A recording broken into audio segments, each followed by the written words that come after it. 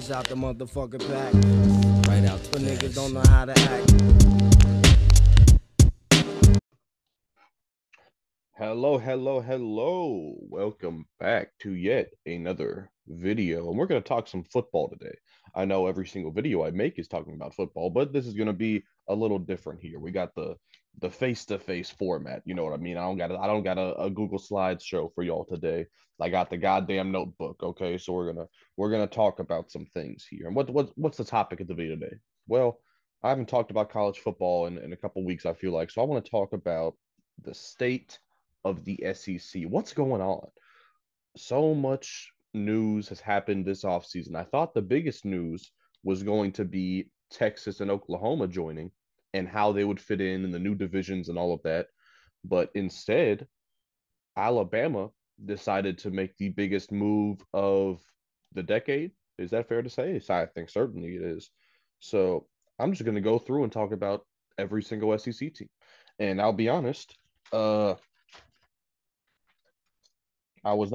forgot how many SEC teams there were. So this is going to take a little longer than I had originally expected. But let's get right into it. Before I start, leave a like if you enjoyed, subscribe if you are new. Let's get right into it. Starting off, we're going to talk about Alabama, right? Because even if I no longer think they are the premier team in the SEC or the favorite to win the conference, they still did make, like I said, the biggest move of any team this offseason. No more Nick Saban. What does that mean for Alabama? Well, you immediately saw the I'm not going to call it an exodus. Their recruiting class fell apart. I think that's fair to say. A lot of new players that were about to enter decided not to, which is understandable. If you commit to Nick Saban, you're committing to Nick Saban, and I do believe that in college football, you more so players put their trust in the coaches rather than the programs because we see what happens to a program when a good coach leaves or doesn't. You get what I'm saying? So that's understandable. With that being said, I feel like hiring Kalen DeBoer from Washington was as good a move as they could have made. I mean, Kirby Smart wasn't going, Sarkisian wasn't going, Lane Kiffin wasn't going, Dan Lanning wasn't going. So who's the best there? Well, Kalen DeBoer flipped Washington into a national contender in like what was it, 2 years? He's 3-0 against a guy like Dan Lanning. So he beat Steve Sarkisian. So I think Kalen DeBoer is an A+ coach, and I think he is going to do well at Alabama, just not this year. As I said, they just lost too much talent. And I talked about last year how I thought they lost too much talent to the draft and to the transfer portal, mainly to the draft. But this season, you also have to take into account how much they really have lost to the transfer portal. It's too much. It's just too much. I mean, their secondary is gutted. Their wide receiving core is gutted. I mean, their offensive line was gutted. Uh, uh, Cam Proctor and JC, like the two best tackles. Honestly, they just lost too much talent. I think it's going to be like a TCU situation from last year. And I know I kind of said the same thing last year about Alabama, but it's different. It's just more. They lost like five DBs. They lost like five starting secondary players. They're no longer a powerhouse, man. It's going to take years, honestly, to reestablish what Alabama used to be. And I don't even know where to rank them at this point. I doubted them last year, and Nick Saban proved me wrong in his last dance. But this year, I don't know what to expect. All I can go off is what their roster is currently, and it's not that good. The only saving grace they have in my eyes is Jalen Milroe. They're going to need Jalen Milroe to have a Jaden Daniels type of season at Alabama, except he just doesn't have anywhere close to the talent that Jaden Daniels had last year on offense. What he does have is Kalen DeBoer, an offensive minded coach who worked wonders with Michael Penix, which, I think could certainly help Jalen Milroe develop as a passer. So I think Jalen Milroe is a very good player, and I think he'll have a very good season next year, even if the talent around him is not up to par, which is kind of unfair. You think about all the past Alabama QBs, right, and all the first round draft picks they had at their disposal. And we're gonna look back on Jalen Milroe and say, damn, this guy this guy was not given a fair shake. Where's his Jameson Williams, his Julio Jones, the Calvin Ridleys, the Devonta Smiths, all these guys. He doesn't have any of these guys. then he's expected to do just as much as all these other QBs. So I feel bad for Jalen Milroe. But at the end of the day, for Alabama, I have lowered my expectations. I'm willing to give Kalen DeBoer as much time as he needs to turn that around, and I don't consider them at the top of the conference anymore. They're going to have to prove me wrong because right now I see Alabama in that second tier. There's four teams I have in that top tier as national contenders, and Alabama's not one of them. They are in that second tier of teams who could possibly scrape out a 10-win season if you include the bowl game, but I think Alabama's a 9 or maybe even an 8-win team in the regular season. Moving on, we got Arkansas. Arkansas currently is in a downward spiral. I think it's fair to say that. I thought that they had like a 9-win season or an 8-win season a couple years ago. That everybody thought, oh, Arkansas, they got a young quarterback, KJ Jefferson, Rocket Sanders. Let's see what they do. Do they explode? Do they emerge into one of the SEC exciting teams? Nope, didn't happen. Completely fell apart.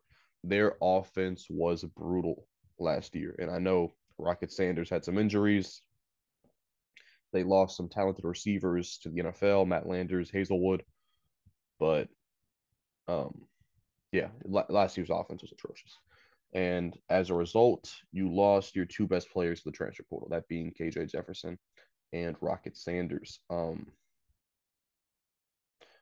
Yeah, I just don't see it for Arkansas. You also lost Chris Paul Jr., arguably your best defensive player. You're going to lose a couple other players to the draft. I don't see Arkansas rebounding at all. I see more of the same. Uh, they're in the bottom tier of the SEC for me. They're going to win between 3 and 4 games if they're lucky. And I do think that Sam Pittman, it might be time for them to go in a different direction with the head coach. Moving on, we have Auburn. What do I think about Auburn? It's weird. Me personally, I think of the SEC differently than most other people. I really don't consider Auburn when I think of teams in the SEC. They're really, when I was going through it, and I was like, oh damn, I haven't thought about this team in a while. Auburn was one of those teams. But with that being said, I do think that Auburn is on the right trajectory. What do I mean by that? I think Hugh Freeze did a lot last season with not very much talent wise on Auburn's roster. I don't think they had a QB at all really, and they still played Alabama and Georgia close. You know how impressive that is?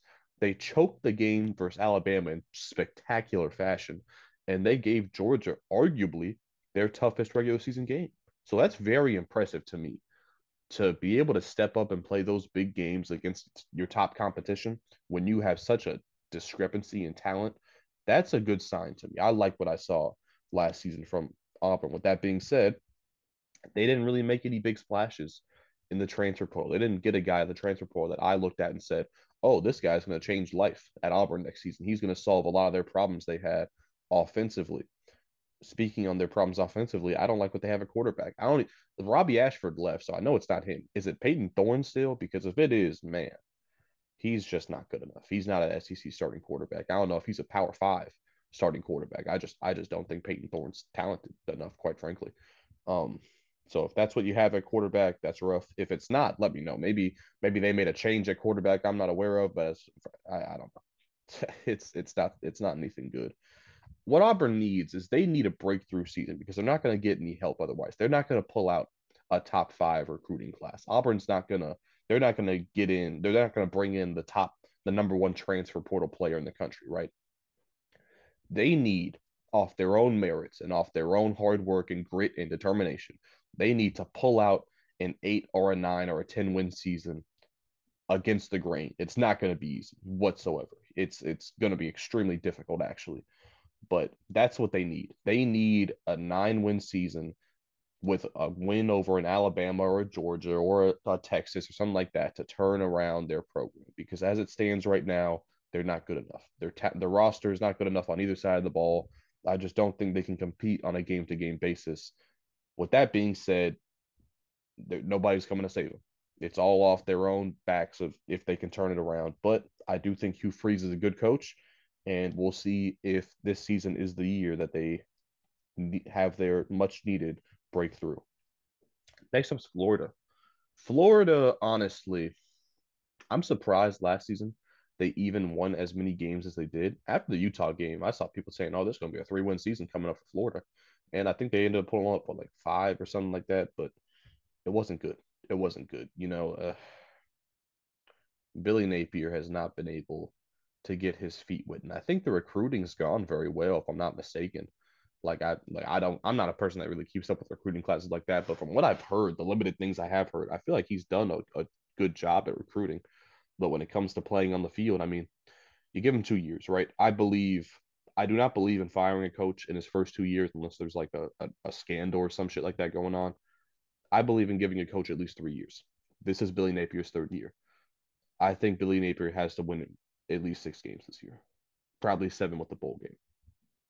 I don't think he can do it. The schedule is too hard. If you haven't looked at Florida's schedule, it's probably the hardest in the country. Um, but I just don't think Billy Napier is going to be able to get it done, which is unfortunate because who knows? Maybe he's a good coach. I'm not sure yet. We haven't really been able to see it because Florida has not had a good enough roster yet. But I don't see good things happening for Florida. Graham Mertz, surprising. Who would have thought that in all the weirdness surrounding Florida, that Graham Mertz is like their biggest positive. He has completely transformed himself as a quarterback into a good quarterback. Nobody really talks about him in terms of being a top 5 or 6 quarterback in the SEC, but he was good last year. And I'd be interesting to see if he can recreate that success, even though they've lost a good amount of talent, mainly Ricky Pearsall to the NFL, Travis, no, what is it? One of the Etienne brothers, their best running back, transferred out of Florida going to Georgia. So I just think if you have a really tough schedule and you only won 5 games last year and you're losing some of your best players, I just don't think it's good enough. They also lost a lot of defensive players in the transfer portal as well. I just don't think they're good enough right now, honestly. I hate to be so negative about these last 3 teams, but I do think Billy Napier will be done after this season. I think it's going to be between 4 and 6 wins, maybe not even six. Maybe I think 4 or 5 wins probably. And I think they're going to cut bait with him after the season. Next up, we got Georgia. I think they've solidified themselves. They've proven over time that every season now is championship or bust. And I agree with that. I think that they have shown the ability to put together a contending roster, regardless of losing a dozen plus players to the NFL every year. They've achieved that level of stability within the program. Carson Beck returns. Is he the Heisman next year? I think he certainly is in that conversation. I think he had a great year last year, and he has all the talent. I don't think the talent is in question. The question is, does he have enough big performances, right? Because he had a lot of games last year where he had 300 yards, 2 touchdowns, one or no interceptions, and they were blowing teams out. 3 quarters in, they took him out the game. Can he put together more dominant, more impressive performances against tougher competition? I don't know. I want to see Carson Beck going against the other best quarterbacks in the SEC and outdueling them. I think they play Texas this year. I think they play. Maybe they don't play Texas. I think they play somebody. Well, they're going to play, obviously. There's a lot of good quarterbacks in the SEC. I want to see Carson Beck against them head to head, outplaying them. They made some really good transfer portal additions, which I like, mainly Trevor Etienne out of Florida, like I just mentioned, and Colby Young, the receiver out of Miami. They're going to lose a lot of receiver talent to the NFL this year. Lad McConkey, Brock Bowers, I believe Dominic Lovett is also leaving. So they do need to bring in some more guys, and Colby Young might be their wide receiver one next year. So I like that. But I think the biggest question for Georgia is, can their defense return to what it was when they were winning championships? Because when they were winning championships 2 years ago, obviously, but their defense was the best I've ever seen in a limited time of watching college football, that is, but it was the best I've ever seen. It was dominant, it was physical. That was not what Georgia's defense was last season. They were not the same. They had troubles in the secondary. I did not think their front seven was filled with as much NFL talent. Um, and they've lost a handful of players to transfer portal as well. I think that's just due to the amount of competition present. But they need some guys to step up across the board defensively, some real NFL stars. And I think they obviously they have the talent. It's Georgia. They got 5 stars waiting in the wings, but they need to step it up defensively if they want to go back to winning championships. Next up, we got Kentucky. Last year, I put a lot of faith into Kentucky for some reason. I thought that the addition of Devin Leary bringing back Liam Cohen, the old OC, Ray Davis, the amount of receiver. I really thought Kentucky was going to have a great offense last season. They did not. A lot of people are to blame for that. Uh, can't say Ray Davis because he was one of the best running backs in the country, possibly the best running back in the whole SEC. You don't have him anymore. Obviously, no more Devin Leary, but now you put a lot of pressure on their transfer portal addition, Brock Vandergriff from Georgia. Obviously, nobody knows anything about him. He's been sitting behind guys like Carson Beck and Stetson Bennett all this time. I think it's kind of unwise to just say this guy who's never played meaningful snaps before is going to come in and change life at Kentucky. I'm not so sure about that. But they did make some transfer portal additions that I really like, mainly Chip Trainum, running back from Ohio State, Macklin, I think it's Jamori Macklin from North Texas. He was a great receiver last season, over 1,000 yards, I believe. And Dumas Johnson, the linebacker from Georgia. So they made several good transfer portal additions. I think their roster, especially at receiver, is good enough to make some things happen next season. But they're not a top team right now. I don't think anybody considers Kentucky as a contender. I think the perennial take on Kentucky is, oh yeah, they could win 8 or 9 games. Watch out for Kentucky.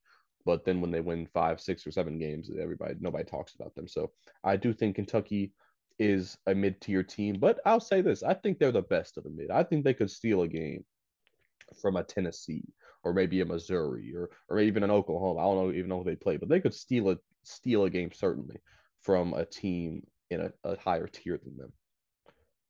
LSU is next. Obviously, you cannot replace 3 first-round offensive talents in Jaden Daniels, Brian Thomas, and Malik Neighbors. You just can't replace that. There were studs that come around once in a while. With that being said, how good is Garrett Nussmeier? We've seen flashes, very limited action. I thought he's looked great at times.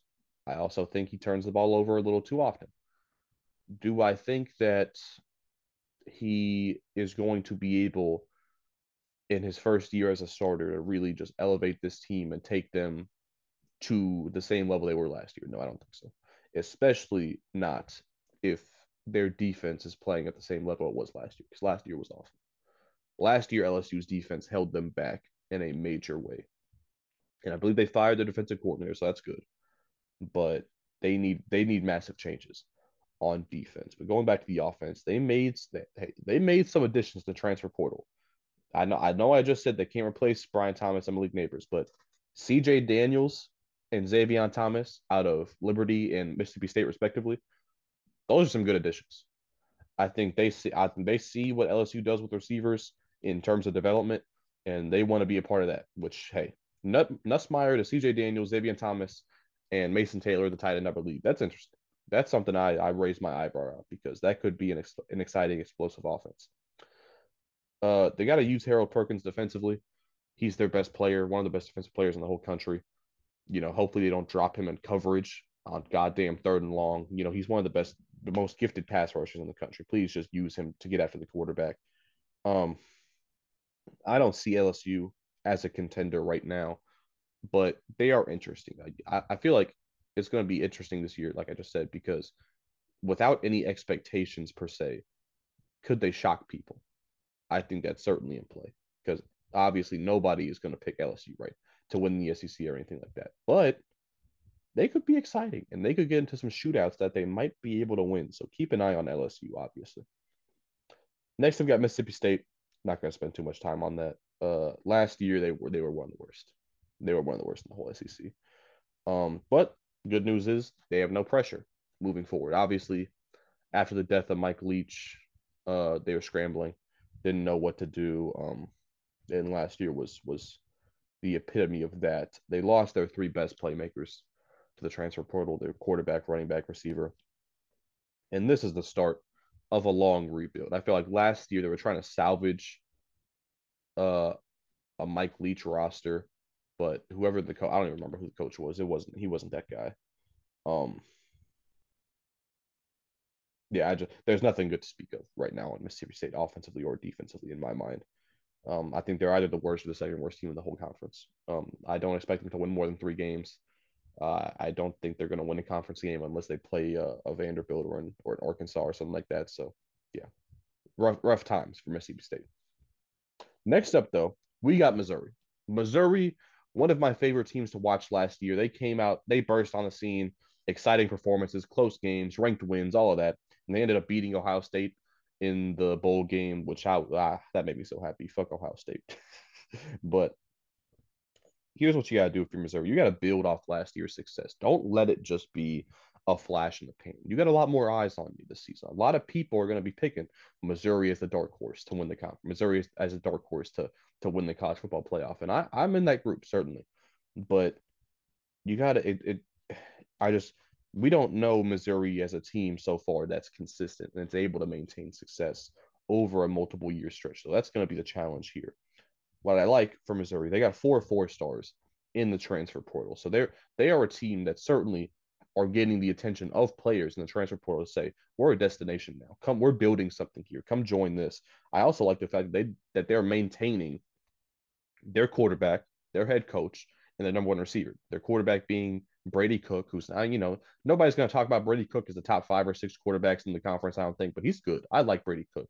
If he can just limit the turnovers, honestly, I think he could be a damn good quarterback on a college football playoff team. And Luther Burden, is he the best receiver in college football right now? I mean, shit. Now that Troy Franklin and Marv and Odunze and Neighbors are gone, Luther Burden has a case to make as the best receiver in the country. And he's returning, obviously. I think Theo Weiss also might be returning. Not sure about that, though.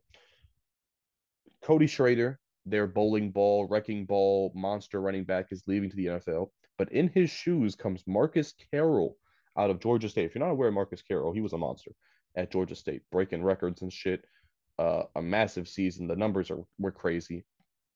And I'll say this: I'm not saying he can duplicate what Cody Schrader did, but comparing who Cody Schrader was when he joined Missouri to who Marcus Carroll is by the time he joins Missouri, they're on a different level. So I think Marcus Carroll, I think the running game is still going to be a problem at Missouri in a good way.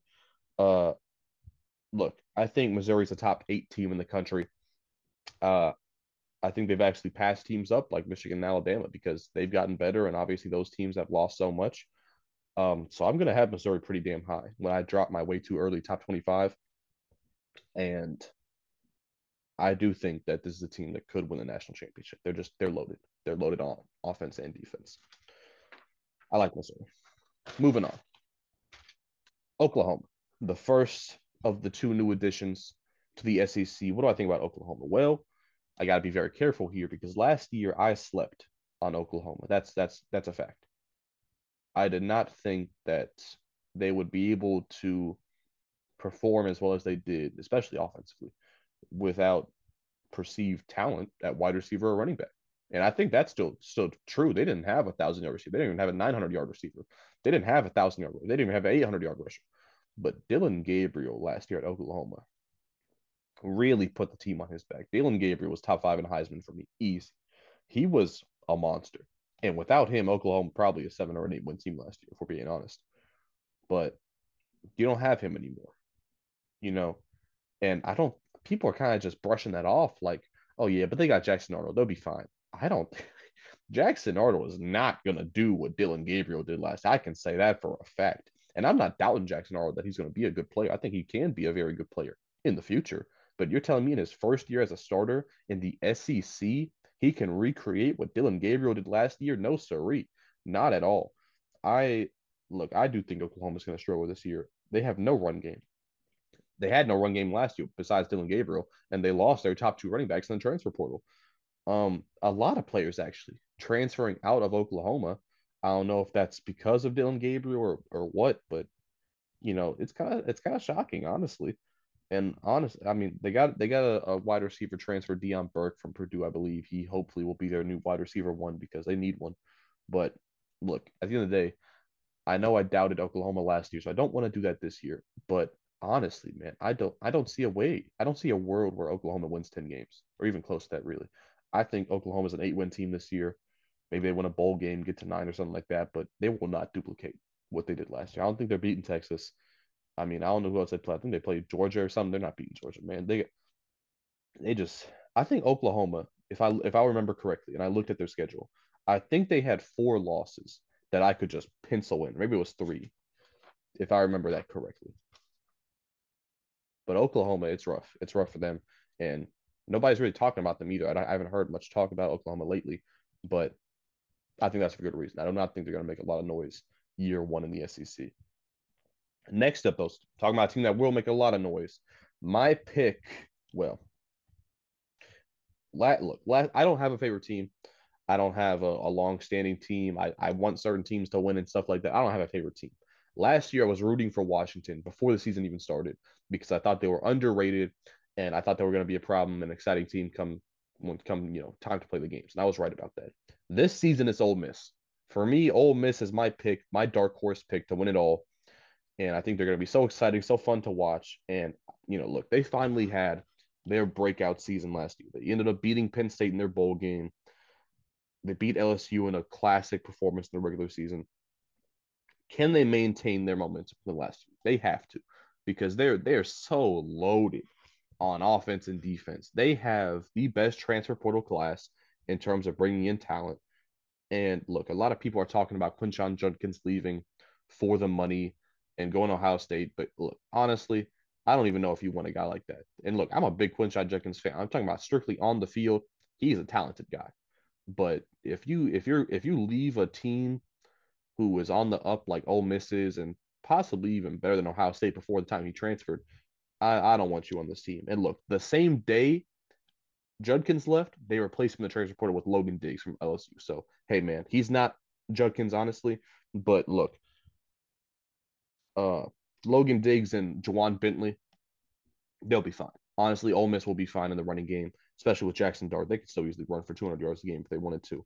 And honestly, it could even be a blessing in disguise because if you watched Ole Miss last year, there were a lot of plays where they kind of just gave it to Judkins, maybe when he was tired, when he was gassed, or when they just kind of didn't have anything else to do. They kind of relied on Judkins a little too much. So I think this is going to give opportunities now to new guys, mainly Jackson Dart, who possibly is he the best quarterback in the SEC? I know a lot of people may say Quinn Ewers, Carson Beck, Jalen Milrow. Jackson Dart's good. He's very good. And he has a loaded amount of talent around him. So look, man, I'm gonna keep it real. Ole Miss are my dark horse national champions. I think they're right there at the top of the. Look, I think they're better than Texas. Some people may scoff at that, and they may, think I'm being a little irrational here. But I look at Ole Miss's roster, what they did last year, how they finished last year, the amount of talent they're bringing in compared to, for example, what Texas is losing. I think Ole Miss is the second best team in the SEC. That's just what I think. That's my opinion. And yeah, I'm going to be very excited to watch them play next season. Next up, we got South Carolina. I laugh because I go from being so positive in my last little segment here. The first little bullet point I have for South Carolina: no Rattler, no hope. I feel like that's true. I mean, look, man, they South, come on, bro, South Carolina. They lost too much talent. Spencer Rattler gone, Xavier Leggett gone, Juice Wells gone. Um, the roster's just not good enough, honestly. Here's the thing, right? They somehow acquired Rocket Raheem Sanders in the transfer portal from Arkansas. He's a good player. He's a great player actually. So maybe hear me out here. If you give Rocket Sanders 400 touches next season behind a god awful O line, so I don't know how he's going to get any yards, but if you give Rocket Sanders 400 touches and he gets 2,000 yards and 25 touchdowns, and you got Robbie Ashford at quarterback, he rushes for 700 yards. Maybe Maybe you could even squeak out a 5-win season next year. But come on, guys, how the hell is South Carolina going to win 6+ games? They're not. So when they do not, I think Coach Beamer. I hate to speak ill on him, but he's probably going to be on the hot seat. Don't you guys think? I mean, is how many straight years can you win less than 6 games and still be, considered a good coach in the SEC? I'm not sure. You guys let me know if Bieber wins 4 or 5 games next year. Is he out? Is he out of town? I'm not sure. Next up, we got Tennessee. Uh, last year with Tennessee. I feel like they were trying to salvage 2022's leftovers because that 2022 team was special. And they had a couple players still on the roster from that team, but it wasn't enough. It wasn't enough. They could not play the same way they did in 20. My fault, my mic died. They could not play the same way they did in 2022. So they had to play differently. They had to embrace the run game, embrace the defense, and they kind of did that fairly well. But they could not win the big games like they were able to last year, or 2022 rather. So it's a fresh start for Tennessee, honestly, because you lost too much talent, right, to recover. So them being a contender and all that national contender, that talk is over, right? Pardon me. So now their objective is to ease into the Nico era, I believe. So ease him in and do what you did last year. Lean into your run game. They still have a very good stable of running backs. Lean into your defense, even though you lost a lot of talent to the transfer portal. They played good defensively last season, especially compared to what they were in 2022. All you have to do for Tennessee, for me to be happy with them next season, is to steal a game. I don't know who they play, but if you play Georgia, if you play Alabama, if you play Texas, if you play Ole Miss, if you play Missouri, if you play Oklahoma, steal a game. Steal a game. I don't care if you win 7 games next season. If you steal a game from one of these top guys, I will be happy with what Tennessee does next season. There's no way Tennessee wins 9 or 10 games next season. I don't see it. So that's it for Tennessee. Lower the expectations. They're in a new era, right? Next up, we got Texas. Texas. What do I think about Texas? Well, they are arguably the biggest new conference addition across the country. I would argue that Oregon might be a little better than them, but at least in terms of attention, right? Texas certainly is going to be the top dog. This season, we will get to see how good is Quinn Ewers, right? Because last year he looked pretty good, right? At times he was doing with Michael Penix, he was doing all this, but it's easy to look really good when you have Xavier Worthy, A.D. Mitchell, Tavion Sanders, Jonathan Brooks. You guys hit the point. Jordan Whittington. So now, without all those guys, presumably, how good is he? We'll see. If he plays well next season, then he probably is going to be a top 15 pick in the draft. If he doesn't play well next season, well, that makes things a lot more interesting. But I think he is going to have a good amount of talent around him, mainly their 3 transfer portal additions at receiver: Silas Bolden out of Oregon State, Isaiah Bond out of Alabama, and Matthew Golden out of Houston. You may not know the names of some of those guys or recognize those names at first, but I think that all 3 of those guys will end up having productive seasons next year at Texas. Can they reinvent their running game? Because last season, all it took was Jonathan Brooks bursting onto the scene, and he kind of carried their running game for a little bit. Then he got hurt. I don't know if he's returning or not, but even if he does, ACL tear, I'm not sure how big of a role he'll play. So who's the new guy? They didn't bring one in the transfer portal. Is it Alfred Blue, Jaden Blue, or whatever his name was, and then Robinson? Who's the guy? Is it running back by committee, or do you have another Jonathan Brooks waiting in the wings? Can they reload defensively, right? Because at times last season, it was really impressive. Other times, the secondary looked like burnt toast. Fair to say, they have questions on defense. They lost some talent to the draft, lost some talent to the transfer portal. How do you adjust to that in one season? Moving to the SEC, they're going to play a lot of good offenses this year. Could Texas's defense be a weakness this year? I think that is certainly in play. I think they're losing multiple regular season games. I think they played Georgia and Michigan. I don't see them winning this game. Maybe they beat Michigan. But even if they do, they play a rough. They actually play a fairly easy schedule, to be honest. But I don't see them winning 11 or 12 games in the regular season. I think they certainly could go 10-2 in the regular season and make the college football playoff as the 10th or 11th best team in the country. Because I do think they're between the 8th or 12th best team in the country, right? But I don't think Texas is going to come in and year one just take over. I don't think they're going to play in the conference championship. I think that's going to be Ole Miss or Missouri and Georgia, of course.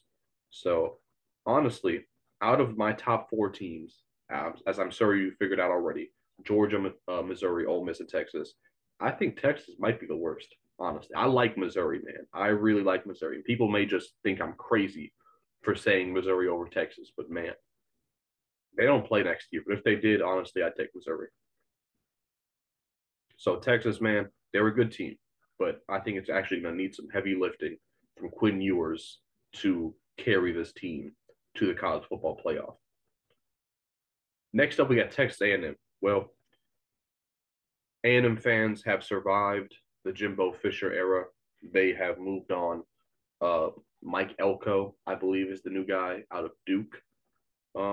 Seems like a good coach. I mean, I don't have too big of an opinion on him so far, but the question for Texas A&M is how badly do they want to recover? Because if they take things slow and they play just based off the talent they have on the roster, this is probably a 5 or 6 win team next year, right? But if they play with a fire in them, right, and then they play angry and all that, maybe they could achieve a 7 win season or something like that. But honestly, man, the odds are stacked against A&M this year. They don't have the talent they need, especially considering what they've lost. I think the quarterback's Connor Wegman or Weigman, whatever his name is. I haven't seen enough to form an opinion on him really. Um, I just don't see the talent. Uh, their best players on both sides of the ball have transferred out. The ones that haven't transferred out are probably going to the NFL. But here's the good thing, right? I feel like the Texas A&M fans know that already, and they are lowering their expectations finally. They no longer need to be a 10-win team or anything like that because they weren't anyways. It was infuriating them. So now, hopefully, with these new expectations, we can be a more peaceful fan base at A&M. You know, they can just sit back and watch the rebuild take place, and because it's going to take a while. Because A&M, I do not see them doing anything special this year. So yeah, A&M, they were in that mid tier of SEC teams for me. All right, guys, that's going to be it. All right, fuck you. Let me talk about Vanderbilt. What do I think about Vanderbilt? They suck. Not good enough. Look, man. In order for Vanderbilt to be a respectable team, because they're never going to be a powerhouse, right? They're never. Come on, Vanderbilt. In order for them to be one day respectable, right? You got to have slow, continuous. So you got to have a 4 win season, 4 win season, 5 win season, 5 and 4 win season, 5 win season, 6 win season, and then hopefully one day you can break out with an 8 win season or something like that at Vanderbilt. But that's that's going to take a decade of foundation and culture and all that they just don't have right. They're not even at the 4 win step yet. That's the base to eventually hopefully get up to 8 wins one day. They're not even at the first step. They're not even at the starting line. So yeah, Vanderbilt sucks. They're losing their best players to the transfer portal. Why are they in the SEC? I don't know. But to summarize, you can take a look here at my full rankings that I have and what I really think about each team. So as you can see, in this first tier are the teams who I think could not only win the SEC, but possibly win the whole national championship because there are 4 teams in the SEC that will probably be in my top 8 or 9 in the whole country. That second tier of teams will probably be in my top 20 or 25, possibly. Um, I think I think they all have an outside shot at making the college football playoff, but not really, because I don't think any of those teams from 5 through 8 are going to win double-digit games, which I think is what you're going to have to do in the SEC if you want to make the playoff. I see the ceiling of a team like Bama and LSU as 10 games with a bowl game.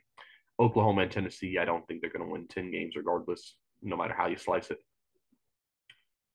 Next tier are the mid teams. I do not see a world where these teams win 8 or more games. Um, Kentucky, though, being the best out of those, I'll say pretty confidently. But yeah, the South Carolinas, the Auburns of the world, the A&Ms of the world. If they for 10 through 12, if they win 6 or more games, they will be happy with their seasons. Then you got Florida, and then Arkansas and Mississippi State. I think all of those teams are going to win 4 or less games, honestly. Florida, even though they're a much better roster than Arkansas and Mississippi State, their schedule is so difficult. I don't see it. I don't see it for them working out. And then in their own tier, by them to goddamn selves, you got Vanderbilt all the way at the bottom there. Not even really an SEC team. I don't even know what you call them. But thank you guys. If you're still here watching the end of the video, let me know if you enjoyed this type of format where it's more so just me talking. I think it's easier to record videos this way. I think it'll allow me to upload more videos more consistently, doing at least 2 a week, something like that. So, like I said, leave a like if you enjoyed, subscribe if you're new, comment. What are your tiers in the SEC? Who do you think is going to win the conference? And I'll see you in the next one. Peace. It's out the motherfucking pack. Right out But the niggas pass. don't know how to act.